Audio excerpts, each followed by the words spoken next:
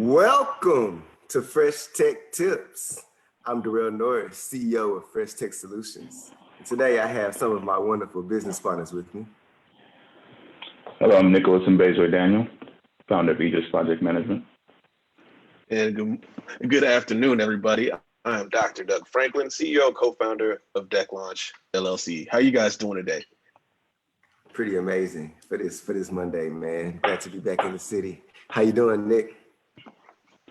I'm all right, man. Weather's been beautiful. It's going to be a good week. All right, Doug, you good? How you feeling over there, man? Doing pretty well, man. Had a great weekend. Happy birthday to my boy again. It was his birthday. Yeah, G7. Happy birthday, G7. Yeah, the G7, I guess, he's 7 times 2 now. So he's doing all right. He got everything he wanted for the most part. Right. That's what's up, man. That's awesome. Yeah. So, guys, thanks for tuning in. Today's Fresh Tech Tip topic is Fresh Tech Tools. Nick, what do we mean by Fresh Tech Tools? Can you please hit me with one of those world famous definitions of yours? Yeah, so by Fresh Tech Tools, we're really going to be using this opportunity to talk about some of the platforms and tech tools that we use every day as entrepreneurs to get different things done. As an entrepreneur, you have one body, one mind, 2 arms, 2 legs, but you still have to do a million things. So these tools kind of help you do some of the things that you can't spend your time doing. So we're going to talk about some of our favorites. There are plenty of them out there, but each category is pretty recurring. So these are some of the areas that you probably need to cover. I love that. So Mr. Project Manager, why don't we just jump right into it with some of your stuff? Yeah, so the first category we're talking about is organization. And this can go on for days. People use different, but the thing I want to stress is make sure you're using something. It doesn't have to be what we're using. People use all kinds of stuff. I know people that are still using Excel sheets, and that's what they use to put all their information and whatnot. But I'm talking about Asana and project management tools like that are more streamlined, that build out templates of different type of projects that you might be doing. They also automate some of the communication. So, and some of your workflows, like if you get a client, once a client comes in and they'll shoot out an email for you and create like your project tabs and whatnot. So it makes things easier to organize stuff. Platforms, I think they have Monday and all kinds of stuff like that. And then I also want to talk about Todoist. Todoist is similar, but it does project task lists. So anybody who's working with people on a team or just for yourself, it's important to list out all the tasks that you need to do in order to achieve something. So that's what I really love about Todoist. And these cost around $14 to $25 per month or something like that generally. Right, and before Doug jumps into the next one, I want to say I do love programs like Todoist, because if anybody's ever been to our office, they know we have probably 37 whiteboards, and we all have our own colors on the markers. So we're scratching stuff out all the time. So to be able to bring that digitally is awesome.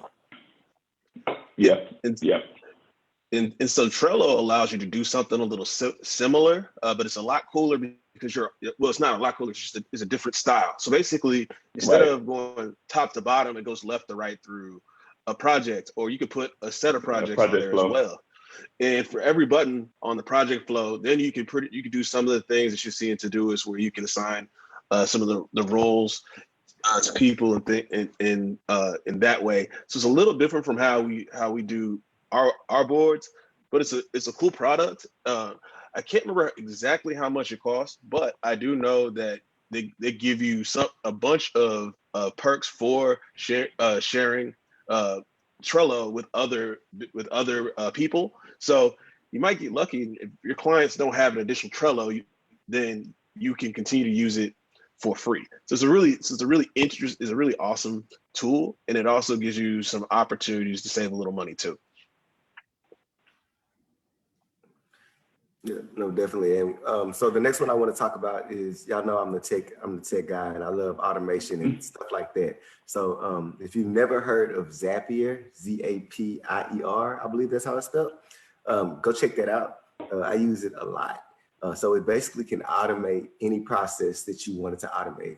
So for example, things as simple as me getting a new contact in my phone. If I put, if I'm at a networking event and I put somebody's phone number in my phone, it automatically sends that number to my database. It also, after this gets to the database, then I shoot a welcome email or text message or whatever I set it up to be. So it's just automating tasks, and it connects with different tools all over, any kind of tool you can think of.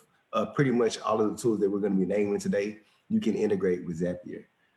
So we have a lot of different little things set up that are automated. And so you should just check that out. And I love it because I love just stuff happening automatically.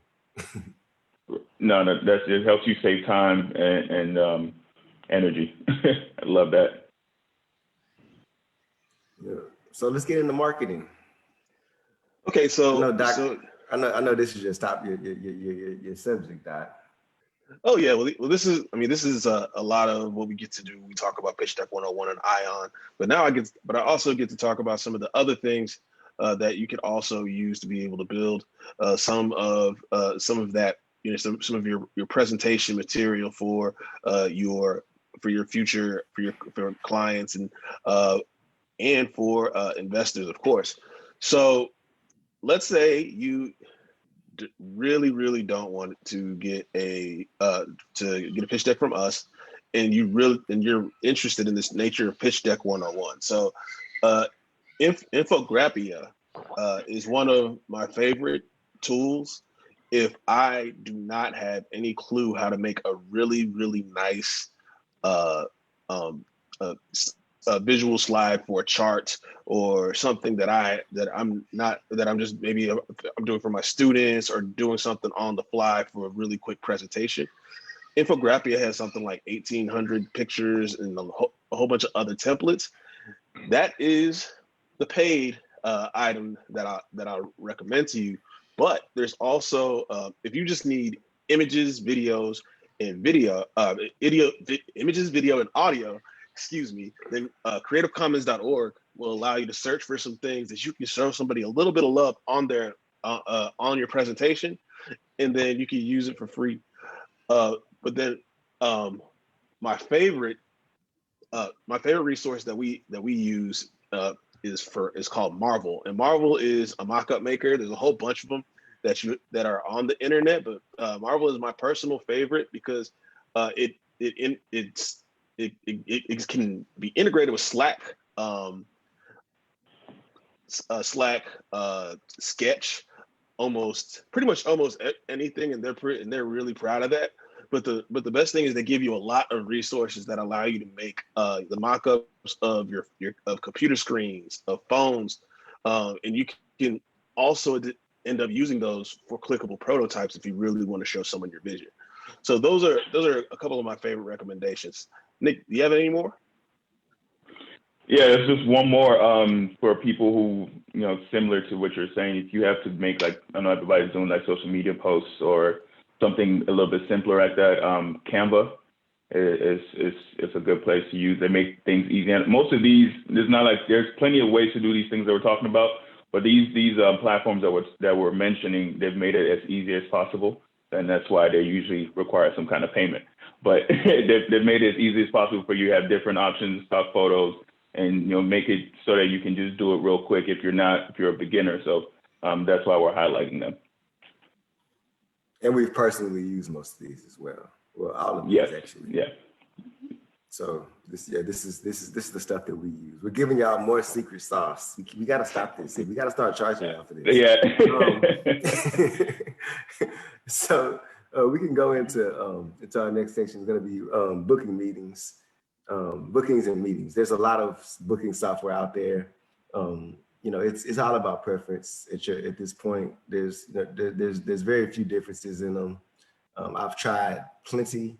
The one I'm currently using and I've been using for a while now is youcanbook.me. I like You Can Book Me simply because I like the interface. I can kind of do a little coding in there.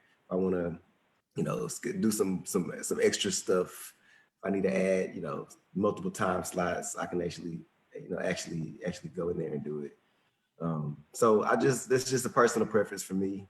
I think Doug has some experience with Calendly. Yeah, Doug, before you go, or I mean, you can go, but what are some of the basics that people should be looking for in a booking calendar? Like, what are like 2 or 3 things that they should definitely make sure that their booking system can do? Well, for us, one of the most important things was we had to be able to take money, because if you're giving out free, if all of your meetings are free, then it's a problem. You should charge for your time. We do. And that's just the easy way to capture that payment. Another thing, you wanna make sure that you'll be able to have customizable forms. So you want to collect some information before every meeting that you book, and you want to make sure that you're asking the right questions on that form, so that the expectations are met on both sides. And so we do all of that through You Can Book Me, and it just helps us. It helps with the whole process. I love it because it has my own link. It's FreshTechSolutions.YouCanBook.me.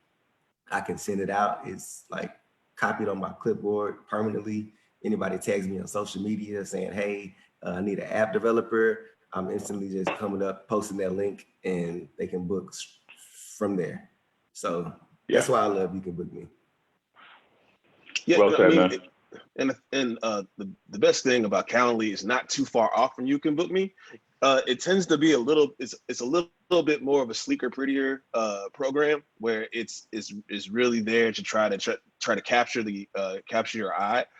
So there's more pictures that you can add. So whether if you want to add stuff for yourself, or if we wanted to show you all of our faces, you can do that through Calendly. So it's just a lot. It's just basically a prettier system, but in our opinion, experience with You Can Book Me provides better data. Yeah, no, definitely. And I don't know if we want to touch on this, but yeah, we can. I mean, everybody knows about Zoom now. Yeah, I mean, 2 months ago it would have been like, some people would have been like, what? But now everybody's an expert on Zoom and Google Meet and Teams. Teams I'm not really too familiar with, but I mean, some people use that as well. So everybody should be pretty familiar with video conferencing at this point. Yeah, and Nick, we can go ahead and jump into communication. Yeah, so communication-wise, the key thing here is just like text messages. What you find is that in business, everybody tries to do emails, which emails are important to see that long list of correspondence. You can use that for legal proceedings or whatnot because it's written down. But sometimes we just want to talk to somebody, text messaging, some kind of messaging, something that's ongoing, continuous, more use is like what we're used to, like text messaging. It's a lot easier. So that's why we like Slack. Slack is similar to our regular text messaging. It has multiple people on there on the chat. I mean, everybody has like group texting that they do. So it's similar to that. And the thing I love about Slack is that you can integrate it with your project management platform. So if you're using Asana or something else, then you can start tasks from Slack. You can write down some commands that will get things on there, and then you can put files and documents on there. So it's easy for somebody to get caught up on the conversation if they miss something, or or even for yourself, you can send messages to yourself as well. So, hey, I posted this link, you could come back and look for it. So that's the key thing with communication, somewhere where everybody can go to and it's easy to capture things that don't need to be put on, an email or anything like that. Yeah, I think Slack is also free as well. Yeah, Slack is free. So Dr. Doug, let's talk about the Munties. Oh yeah, the Munties. Because it wouldn't be a business if you weren't in it to make some money. So first, let's talk about paying ourselves, because that's what we really like to do, and also paying our employees, which is one of the most interesting things to me. with one of the Dr. Doug rabbit holes we may get through on another Fresh Tech Tips. But with Gusto is a really easy interface to make sure that you can pay people. And the best thing is that it actually really tries to run you through anything that you may need to make sure that your employees are your employees are in. You can also use it for 1099 employees, so contractors. It's really streamlined. Basically, with a couple button clicks, I could pay the team, and I could pay our interns. It's just a really streamlined app. I think the best thing about it is that they also aren't going to try to charge you out your ears for everything. So if you know if you're a solopreneur with a bunch of contractors, the price is substantially cheaper than it is if you have full-time employees with W-2s. And despite those levels, they also can do everything else.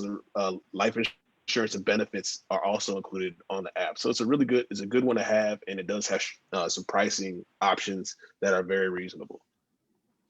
Yeah, and there's a couple of different payroll softwares out there. Like I said, it's all about preference. It's all about Square has what you like. There's a couple of them. Right. So now that was for the paying people. So I want to talk about what we use to collect money. So we use a system called Dubsado. I've been using it for probably about 3 years now. I really like it because you can do a lot with it. You can do some of this, and they're constantly adding. I think they just added a meeting booking feature, so you can book me. Might have a run for their money. I might have to check that out.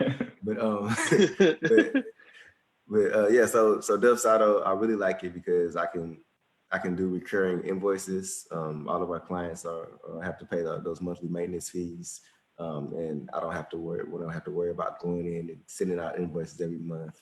I could just set it out. They can set up automatic payments if they want. I do some of my contracts through there. So it's just a lot. It's a lot you can do within that platform. I believe it's like $25 a month. I might be grandfathered in. It might have went up a little bit, but it's not no more than 30. No more than 40.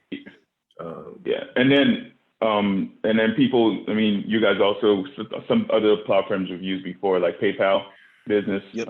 Some people still use. If that's something that's more up your alley, then that's fine as well. Just know that there's some delays sometimes, especially if you're a new business, for you to get your invoice approved. So you just have to plan for that, that delay and the percentage that they're going to take out.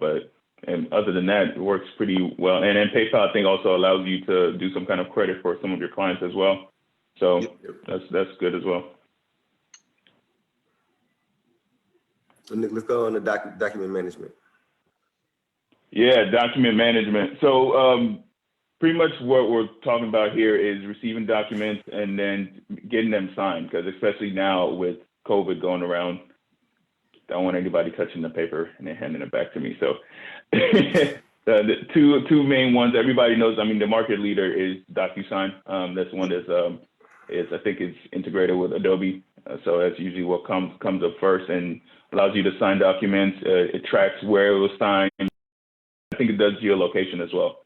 So it says, hey, it has evidence it's signed here by this person with digital signature. So it's very convenient. Everybody's used to that. And then the second one, which I'll let Doug talk about, is DocHub, which we actually use. That's their main competitor. Yeah, we use DocHub, and they're very, very.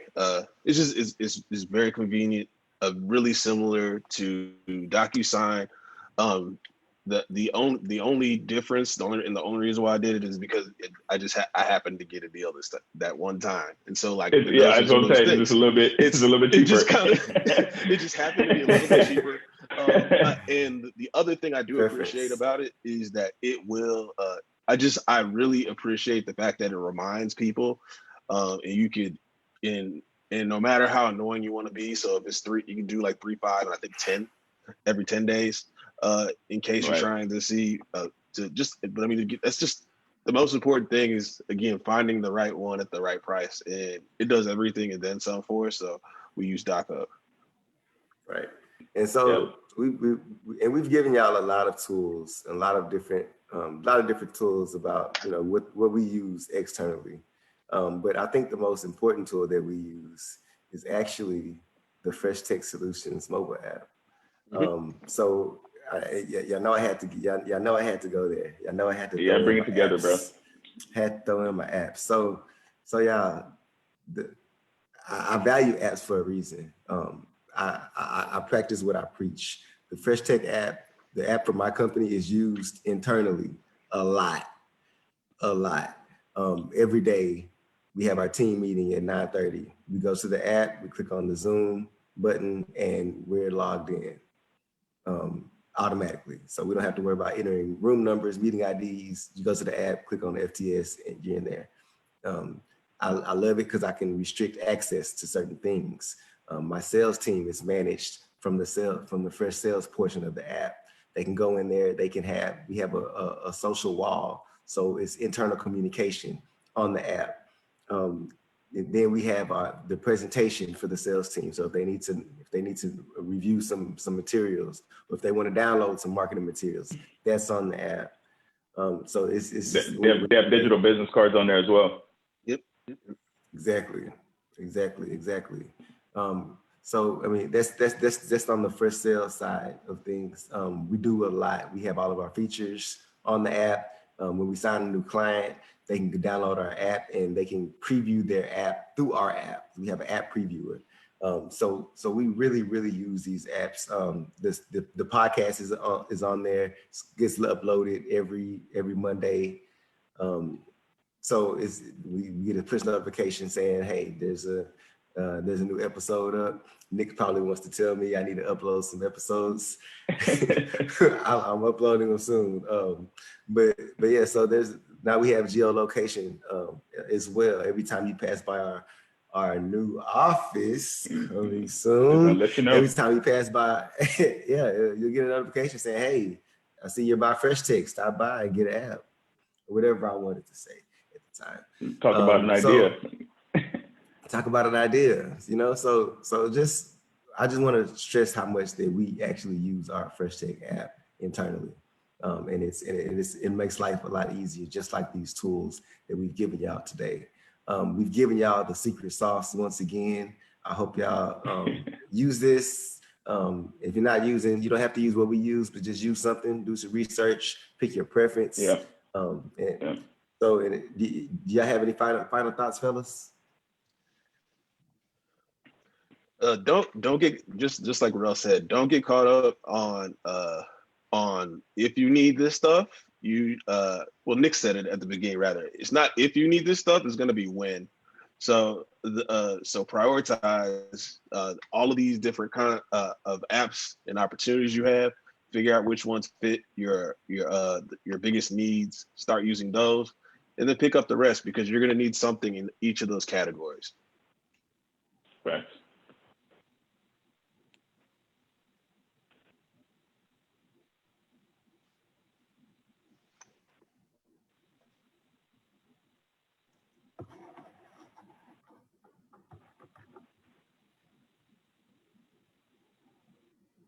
Nick, you good? We have technical difficulty. I think we. Okay, sorry, we're back. Nick, did you have any final thoughts? My fault, man. No, he hit it right on the head. I mean, just don't be scared. I know this might be overwhelming. Just start with what's free, just to get introduced to the system. So let's say if I wanted to use Asana as my project management system, but I've never used a project management system before, let me find one that's free, kind of see what it does, or a trial basis, and then I can feel better about committing my money to something that's bigger and better. So just don't be afraid. Just find something that's free, so it's risk free, and then you can just test it because it's going to help you improve. Don't be afraid to change.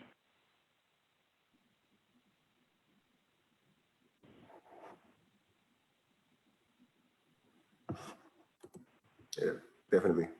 So, man, I want to thank y'all for y'all's time. I really appreciate it. Again, we appreciate y'all's time. We hope you got some value out of this. please join the Fresh Tech Tips Facebook group. Please follow us on all the podcast stuff, the iTunes, the SoundCloud, the iHeartRadio, the TuneIn, all of that stuff. We're on there, so follow Fresh Tech Tips on there. As always, if you have that next big idea, call Deck Launch. If you need an app, called Fresh Tech. And we will see y'all next week at 12:30. Thank y'all for joining Fresh Tech Tips, and we're out.